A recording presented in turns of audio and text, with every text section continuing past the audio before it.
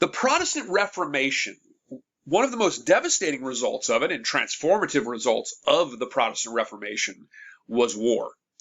And particularly, there's numerous lower level wars, but particularly the worst of them is the so-called 30 Years' War.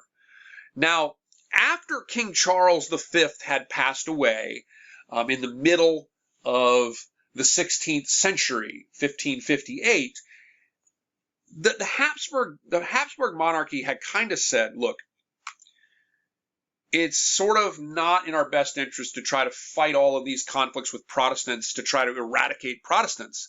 The Protestantism now exists. The Reformation was some 40 years old, and it's there, and it's kind of not going away. And the Habsburg monarchs ruling everything in the shaded areas on this map, the Habsburg monarchs are ultimately going to say, let's try to kind of like keep them within the empire and the domain and sort of allow them to be Protestant, more or less. Let's not go about trying to like destroy them necessarily, because war is not going to work out long term. So they kind of accepted a grudging sort of acceptance of the Protestant groups within the greater domains of the Holy Roman Empire. That kind of stayed in place until Ferdinand II, who's pictured here. This is a painting of him in the 1630s, shortly before his death. Ferdinand II becomes Holy Roman Emperor. And he became Holy Roman Emperor in 1619. Ferdinand II, when he was Austrian, of course, he's a Habsburg, and Ferdinand II was kind of brought up in a way, a staunchly Catholic way. He was intentionally like isolated from Lutherans as he came up, and the result is he's an intensely and militant Catholic. And when he becomes the Holy Roman Emperor, he takes power with a goal of eradicating Protestantism. He wants to destroy Protestantism from the Holy Roman Empire. He wants to make the Holy Roman Empire a homogeneous Catholic entity once again. And in this way, he really became the instigator of the 30 Years' War. The 30 Years' War is a massively devastating conflict. It lasts from 1618 to 1648. It's usually split into two phases, one from 1618 to 1635 and the other till 1648. It was really a full continental European war. It involved the Kingdom of Prussia. Prussia, and I'll point this out on the map in a minute, Prussia was a northern German kingdom that it no longer exists, but was fundamental in the formation of modern Germany as a country. Berlin was basically the centerpiece of Prussia. It's today, of course, the capital of Germany. The 30 Years' War involved Prussia, Scandinavia, Spain, obviously, France, England. It involved Denmark. Even in one case, the Ottoman Empire became somewhat involved in the 30 Years' War. Poland was involved in the 30 Years' War. And initially, this war had begun as a conflict over militant Calvinism, Protestantism versus militant Catholicism, particularly the instigation of Ferdinand II, the Holy Roman Emperor at the time, who sought to really rid the Holy Roman Empire of Protestants, to make it a truly Catholic domain again. But ultimately, the 30 Years' War descends into a war of self-determination by power-seeking nations. Now, what do I mean by that? It becomes a war in which countries are becoming involved in this conflict, not for, some ideological dream or something. All of these countries descend to become involved in the war because they see the war as a way to benefit themselves. They begin fighting in the war to try to expand their power in one way or another. So people become involved, or I should say nations, monarchies, become involved in the 30 Years' War for motives of self-interest. Self-interested war. They're not defending themselves. They're pursuing self-interest in the greater geopolitics of the world at the time. Examples of this? Well, take France and England, for example. The Atlantic states, meaning that the states that are on the Atlantic and the North Sea, like the Dutch or the French or the English, these states, particularly France and England, as long as there was a terrifying war occurring in Germany that was destroying Germany, it basically meant that Spain, England, France, the Netherlands, these countries would have their pursuits in the greater world, in the Americas and so forth, unperturbed. They didn't have to compete with Germany. It was sort of like keeping them out of greater geopolitical competition. And so throughout the war, you see France and England siding with both sides. France sometimes sided with the Catholics. When it was beneficial, they sided with the Protestants. England, same thing. And sometimes they sided with the Protestants. When it was beneficial, they sided with the other side. They're just siding with both sides whenever it's beneficial, because ultimately, keeping that fighting going, in a sense, sort of benefited those countries, because it kept major Central European entities out of the now greater sort of world affairs of countries like England and France. Denmark got involved in the war because it wanted to seize the territory of northern Germany. The Polish king got involved in the war in one case because he wanted to seize the crown. So those are just a few examples, by the way. But many of the countries got involved in the 30 Years' War out of a pursuit of self-interest. They're pursuing conflict, even though it began as a result. It was the culmination of the most terrifying religious wars that was kicked off in the Protestant Reformation. And it began as very much a war with religious roots, as Ferdinand II sought to purge the Holy Roman Empire of Protestants, but eventually descends into a conflict where countries are just pursuing self-interest. And the result of that is an incredibly and shockingly devastating conflict. 20% of the greater German population died at the time. Roughly 7 million civilians and soldiers were killed in this war. There were whole villages, and sometimes that were eliminated. People were persecuted. It was a devastating war. It was a war with an unthinkable scale of violence in the battlefield as well. One of the most infamous conflicts or battles was the first battle of Nordlingen. There were two battles of Nordlingen. The first one was a little bit bigger. They're both terrifyingly bad. I think the death toll of the second battle of Nordlingen was similar to the first. In the Battle of Nordlingen, you had 50,000 soldiers appear on the field of battle. 10,000 of them died. Across these battlefields, corpses lay rotting for days. This is a level of warfare, a level of destruction the world had never seen before. And it lasted, it really shaped the perception of people that experienced it for generations. A famous novel that came out of it by Hans Christoffel von Grimmelshausen was called The Adventures of a Simpleton. And in a way, it's kind of like a 30 Years' War version of All Quiet on the Western Front. It's a little bit different than that because there are some fantastical adventures that occur in the story. But from the war standpoint, he documents the experience of an individual who is, in service, a commoner that's in service in the war. And in Grimmelshausen's book, he describes a conflict that's just total destruction. Nowhere in the book is there a story about good guys and bad guys. There's not even a consideration of whose side is supposed to be on the right side or not.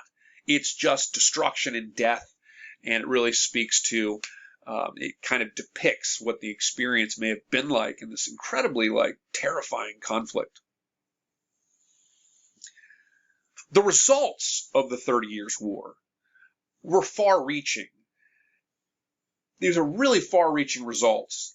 And in some respects, it shapes the world of nation states for years to come.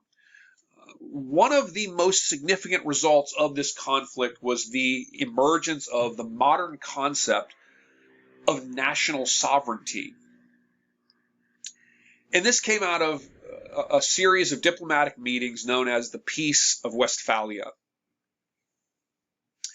The Peace of Westphalia is basically, in the modern age, the first diplomatic meeting. There's a myriad of agreements that are created at this meeting in Westphalia in Central Europe. And basically, it creates the model for how we try to prevent conflicts in the future and how people try to end conflicts. And that means that all parties involved come together and they have a myriad of diplomatic meetings and they create agreements. And hopefully the agreements are not too, out of balance, but the agreements then shape the post-war period. So this is really the first major diplomatic conference, and the results of this diplomatic conference were really far-reaching. It really redrew, I should say, the map of Europe. New countries were born, borders were established that had not really existed before. And out of this, you have really a concept, the concept of national sovereignty, that now effectively you will have independent sovereign nations that have a right to determine their system of governance, and they have a right to determine how they want to run their affairs. And should they be not fighting or attacking others, they should have a right to exist in that way.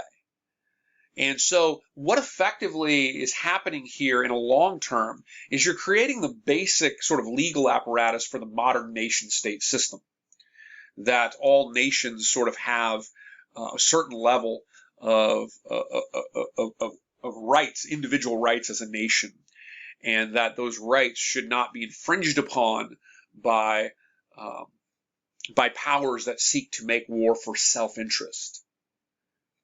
The Dutch Republic is a perfect example of this. The Dutch Republic had been part of the Spanish monarchy under the greater influence of the Habsburg monarchy. And the Dutch Republic gains legitimate independence, as does Switzerland in 1648, a right to be a sovereign nation, a small country to exist with its national sovereignty protected by some form of international agreement.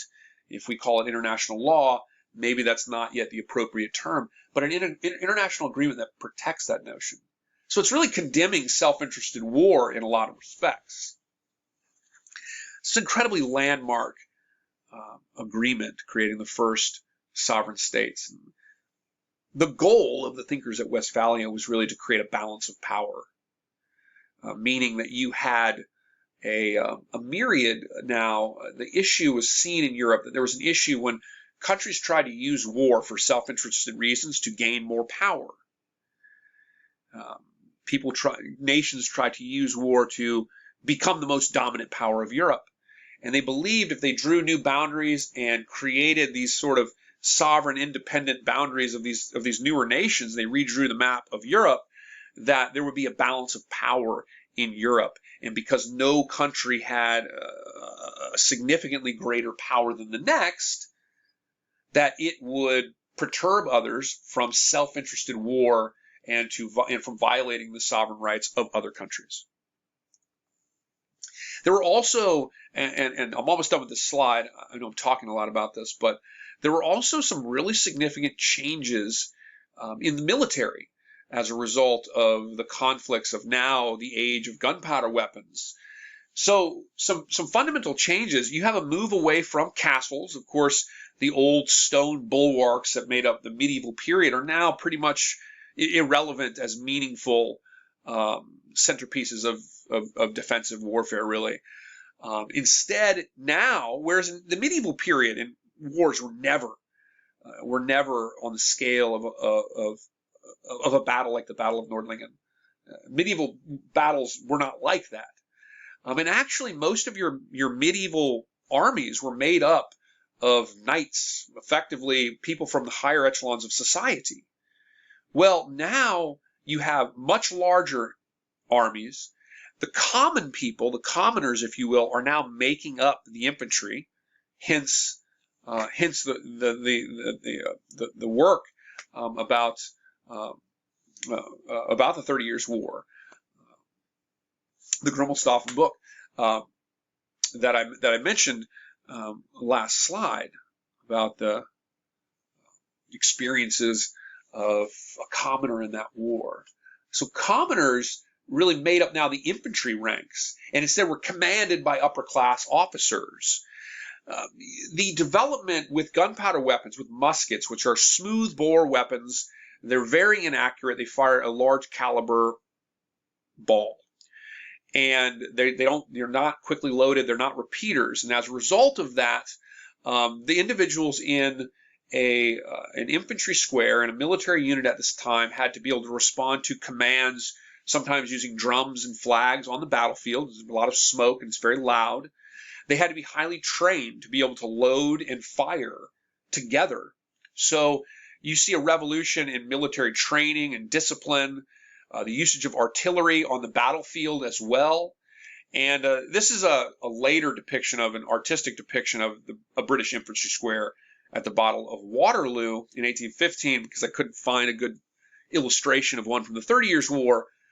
But this was basically a way of defending against cavalry assaults, particularly mounted cavalry trying to assault your lines, and they would form into these infantry squares to act as a defensive bulwark against an enemy charge. It was a defensive position that would happen on the field when defenses were needed. But the reality is that to do this, warfare will become much more destructive, much more deadly. Armies become more efficient, and to act like this and to function like this, armies had to be highly trained.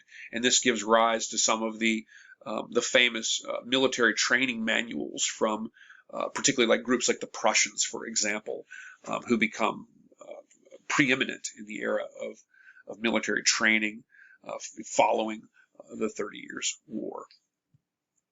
I'll show you a couple of slides here. So this up in here, these are the domains of the Prussians. Okay, here is where the Battle of Nordlingen was fought. Again, 50,000. There was two battles of Nordlingen, but the first one, 50,000 soldiers, 10,000 died. You can see some of the different paths where invasions were launched during this war. Denmark launching this invasion to kind of expand its territory. Again, self-interested war. England, France were kind of abetting whichever side they thought would be most successful. So it's kind of a repudiation of self-interested war following the Peace of Westphalia.